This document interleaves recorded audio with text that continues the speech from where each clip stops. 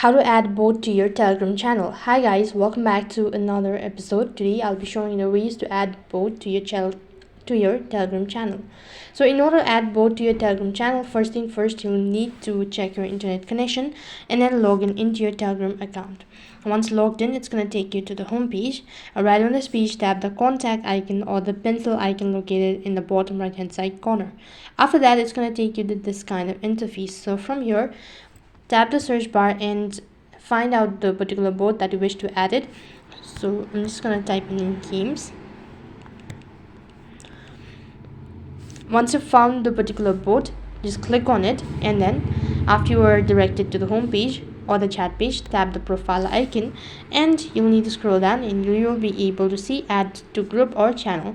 So click on it, and after that select the particular channel or the group that you wish to add the particular bot to and click on add bot as a member.